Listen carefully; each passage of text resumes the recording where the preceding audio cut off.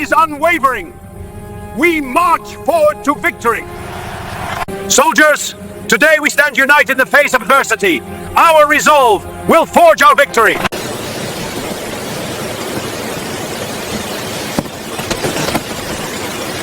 Certainly will be. We must hold the line at all costs. September 1944, Lorraine, France. Field Marshal Walter Model receives reports that Third Army has cut the primary withdrawal route east of Nancy. 2 panzer divisions are trapped behind American lines. 3 more are stranded without fuel between the Moselle and the Meuse. Model's staff calculates they have 72 hours before the entire Army Group G collapses. The retreat from France, planned as a fighting withdrawal to the West Wall, is disintegrating into catastrophic rout. This is how Patton's operational tempo destroyed a German army not through battle, but by making retreat itself impossible. Field Marshal Walter Model assumed command of Army Group B on August 17, 1944, immediately after the Falaise disaster had shattered German forces in Normandy. His reputation as Germany's premier defensive specialist, earned through desperate battles on the Eastern Front, made him Hitler's inevitable choice to stabilize the collapsing Western Front. Model had performed miracles before, holding impossible positions and extracting armies from encirclements that should have destroyed them. Now he faced perhaps his most difficult assignment yet. His orders from Hitler and the German High Command were explicit and unambiguous. Conduct a fighting withdrawal across France, preserve as much combat power as possible, delay the Allied advance at every opportunity, and establish a solid defensive line along the West Wall fortifications on the German frontier.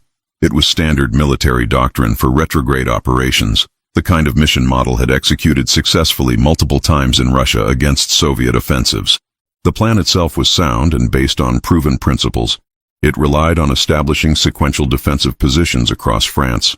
Each position would be held by rearguard forces long enough to allow units further east to withdraw in organized columns, establish the next defensive line, and prepare to receive the forces falling back. Rearguards would conduct delaying actions to slow American advances while the bulk of German forces moved back along designated routes in organized fashion. Critical bridges over major rivers would be held until the last possible moment to allow German forces to cross, then systematically demolished to delay pursuing forces. Supply depots scattered across France would be evacuated in sequence, with material either moved east or destroyed to prevent capture. Artillery and heavy equipment would be moved by rail where possible, by road where necessary. It was textbook retrograde operations, the kind taught in every military staff college. Model had the theoretical forces to execute this plan. Army Group B and Army Group G together still fielded approximately 400,000 men in early September, along with significant numbers of tanks, artillery pieces, and supporting units. While badly mauled at Falaise, the German army in France wasn't destroyed. With proper execution of withdrawal operations, Model could trade space for time, preserve his forces, and establish a defensive line that would force the Allies into a long, costly campaign. But Model was about to discover that Patton's Third Army operated in ways that made standard doctrine irrelevant. The American advance wasn't following the patterns Model had learned to counter on the Eastern Front. Soviet offensives, while fast-moving and powerful, advanced on relatively predictable axes with clear main efforts that could be identified and countered. German commanders had learned to read Soviet intentions, position reserves, and manage fighting withdrawals against even the most aggressive Red Army operations. Patton's Third Army was different in fundamental ways that Model's staff struggled to comprehend from their initial reports. The problem wasn't simply speed, though Third Army's rate of advance was extraordinary. The problem was that Patton's operational methods created conditions where retreat itself, the basic military operation Model had mastered over years of war, became functionally impossible to execute, and Model was about to experience this reality firsthand, as his carefully planned withdrawal began to disintegrate in ways he had never encountered before. Third Army didn't advance on a single axis that could be identified, blocked, or even properly monitored by German intelligence. Instead, multiple armored columns moved simultaneously on parallel routes through the French countryside, advancing at different speeds based on terrain and resistance, constantly probing for weak points in German positions, then ruthlessly exploiting any gaps before German staffs could identify the threat and react to it. When one American column encountered serious resistance and slowed, Another column would already be 10 or 15 miles beyond it, advancing through areas the Germans thought were secure rear zones. By the time Model's headquarters received reports, plotted enemy positions on situation maps, analyzed the threat, and issued movement orders to counter it, those positions were already outdated. American spearheads had moved on, sometimes by 20 or 30 miles. This operational tempo created cascading failures throughout the German command system that Model watched develop with growing alarm.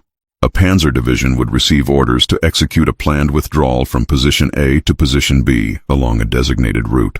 But when the division attempted to move, reconnaissance would discover that American armor was already astride the withdrawal route, cutting it off. The division would be forced to detour, consuming fuel reserves that had been carefully calculated for the planned route and the next phase of withdrawal. When units finally reached position B after these delays and detours, they would often discover it already abandoned. Other German units, facing similar disruptions and the threat of encirclement, had withdrawn early without orders to avoid being cut off. The entire carefully synchronized sequence of defensive positions and timed withdrawals fell apart like dominoes. Each disruption created new problems that cascaded through the system. Model staff war diaries from early September, preserved in German military archives, document this breakdown in clinical, precise detail that reveals the growing desperation. Units reported conflicting and contradictory information about American positions. Corps headquarters issued movement orders that division commanders reported they couldn't execute because the designated roads were already cut by American forces. Radio intercepts suggested American units were in locations that seemed impossible based on previous reports. Traffic management collapsed completely as units from different divisions, all following their own withdrawal orders, converged on the same limited road network. The French road system, never designed for massive military movements, became choked with German vehicles. Massive traffic jams stretched for miles, creating stationary targets that American fighter bombers attacked with devastating effectiveness. Model's transportation officers reported that traffic congestion was causing more delays than enemy action. The Moselle River crossings illustrated the systematic failure of German withdrawal doctrine in the face of Patton's operational tempo. Standard German procedure called for demolition of bridges only after all friendly units had crossed safely. But Third Army's rapid advance created an impossible dilemma that German engineers faced at every river crossing: hold bridges open and risk American tanks seizing them intact, or demolish them prematurely and strand your own forces on the wrong side of the river. At Nancy, Model's engineers made the agonizing decision to blow the bridges while German units were still approaching from the west, effectively cutting off their withdrawal route and condemning them to encirclement or surrender. At other crossings, bridges were held too long in an attempt to let everyone across, and American armored units captured them intact, eliminating the river as a barrier entirely. There was no right answer to this dilemma, only a choice between different disasters. Equipment losses during the September withdrawal exceeded combat losses by a staggering margin that shocked German logistics officers. Panzer divisions abandoned dozens of tanks, not because they were destroyed in battle or even damaged by enemy fire, but simply because fuel couldn't reach them through the disrupted supply system. Tanks that were fully functional mechanically sat beside roads as crews removed critical components and retreated on foot, leaving their vehicles to be captured intact by advancing American forces. Artillery battalions left entire batteries of guns positioned beside roads because the prime movers that towed them had broken down, and recovery vehicles couldn't get through the congested and cut routes to retrieve them. Supply depots containing thousands of tons of ammunition, fuel, and equipment fell to American armor before they could be evacuated, not because they were overrun in combat operations, but because the American advance simply bypassed German defensive positions entirely and reached rear areas first. Model's September 5th situation report to the German High Command described conditions in terms rarely seen in Wehrmacht military communications, which traditionally maintained an optimistic tone even in difficult situations. Model reported bluntly that Army Group G was no longer capable of conducting organized withdrawal operations. The report detailed that multiple divisions had fragmented into small independent battle groups operating without higher direction. Corps-level command and control had effectively broken down across large sectors of the front. Entire units were out of radio contact with higher headquarters for days at a time, leaving Model's staff with huge blank spaces on their situation maps. When contact was finally re-established, units reported positions 30 or 40 miles different from where headquarters believed them to be. The basic situational awareness necessary for operational command had evaporated. The situation deteriorated even further as German units, unable to execute the planned coordinated withdrawal and facing imminent encirclement, began retreating independently toward Germany without orders. This independent action, while understandable at the tactical level, created exactly the scenario Model had desperately tried to prevent. Completely disorganized columns clogging roads, units from different divisions intermixed without common command, chains of command fractured beyond repair. Patton's armored columns exploited this chaos with systematic precision that suggested excellent intelligence and aggressive leadership at every level. American units established roadblocks at key intersections, cutting off German retreat routes.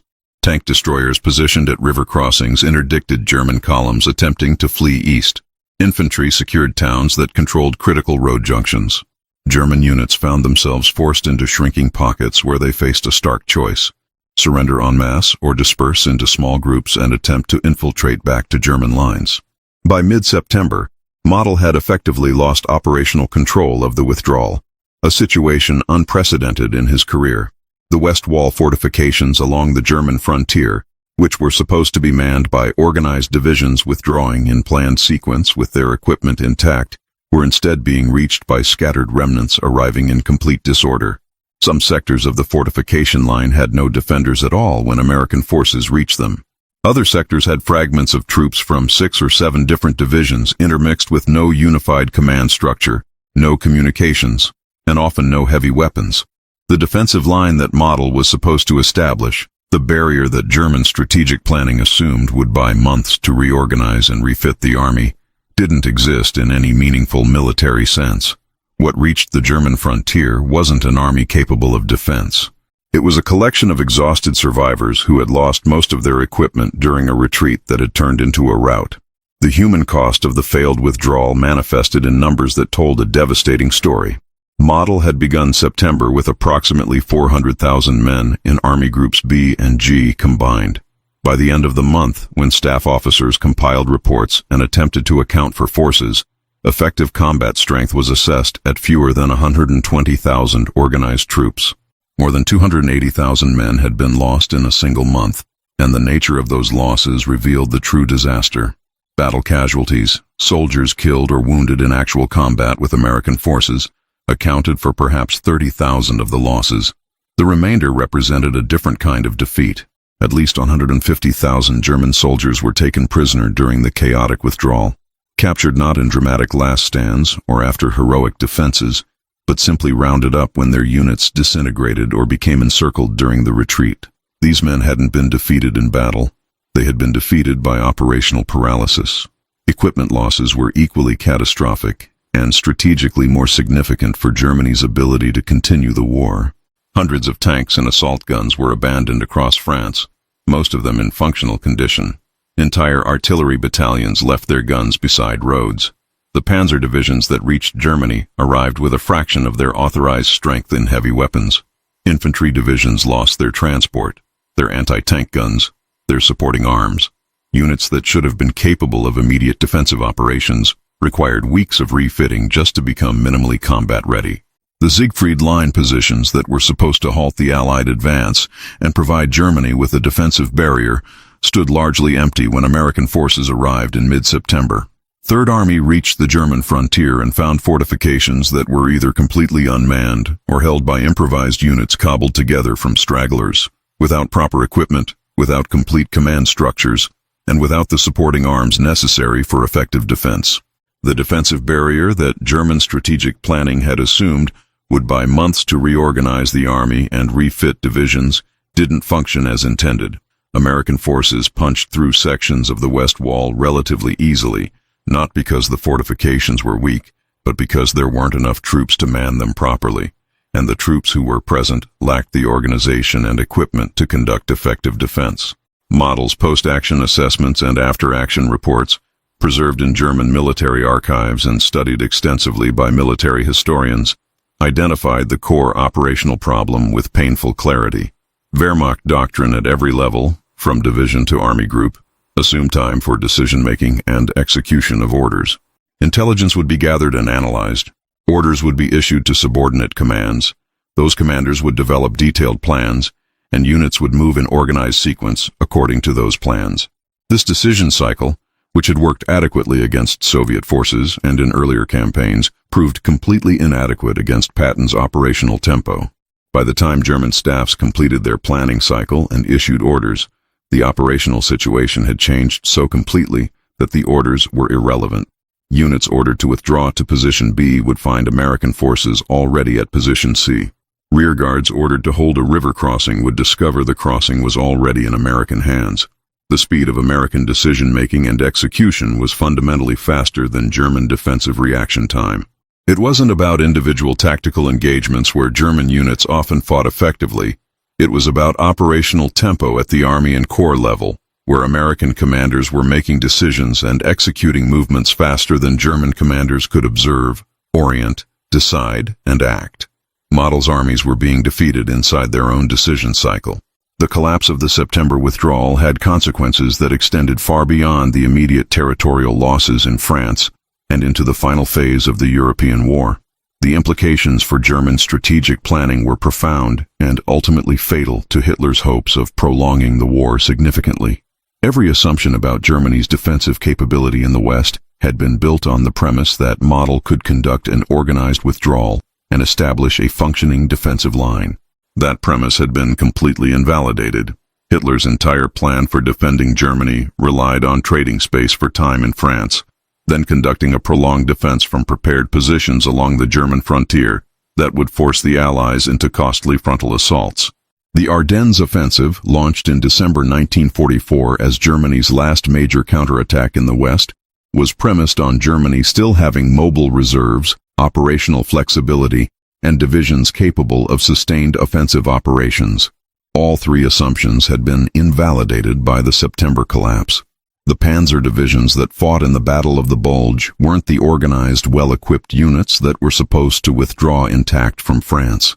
They were reconstituted formations built from the fragments and survivors that managed to escape, filled out with hastily trained replacements, and equipped with whatever tanks could be scraped together from production and repair depots. They fought bravely and achieved initial tactical success, but they lacked the depth and sustainability of properly organized armored divisions. Allied intelligence reports from autumn 1944 noted the qualitative difference in German resistance after September with clinical precision. Before the retreat collapsed, German units had fought cohesively with effective command structures, coordinated defensive operations, and ability to conduct counterattacks. After September, resistance became increasingly fragmented and reactive. German units would defend specific positions stubbornly, but showed little ability to coordinate operations across larger fronts or mass forces for significant counterattacks. Model's armies never fully recovered their operational capability for the remainder of the war. The organizational damage, the loss of experienced officers and NCOs, the destruction of unit cohesion and identity, the loss of confidence in higher command, all proved impossible to repair under wartime conditions with Germany's resources stretched to breaking point. Individual German soldiers continued to fight with skill and determination, but the armies as functional operational organizations had been broken during the September retreat. The strategic lesson that emerged from the September 1944 retreat became a subject of intensive study in military academies after the war. In modern mechanized warfare, destroying an army during retreat could be more decisive than destroying it through battle. Traditional military theory focused on the decisive engagement, the climactic battle where armies met and one side achieved victory through superior tactics or fighting power. The September retreat demonstrated that sustained operational pressure could achieve decisive results without major set-piece battles.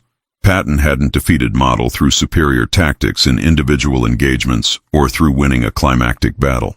German units often fought effectively in tactical combat when they could establish positions and engage American forces. Model was defeated through operational paralysis, through systematic destruction of his ability to command and control forces, through relentless pressure that exceeded his army's capacity to respond coherently.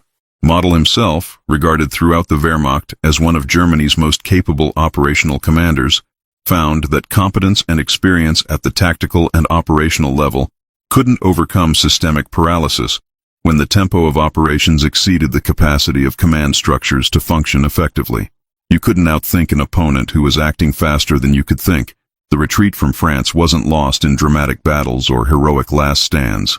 It was lost in traffic jams on French roads, in headquarters that couldn't issue orders faster than situations changed, in command posts that lost contact with their subordinate units, and in the simple fact that moving an army backward proved impossible when the enemy advanced faster than you could retreat. Model had been given an impossible mission, and Patton had made it more impossible than anyone imagined.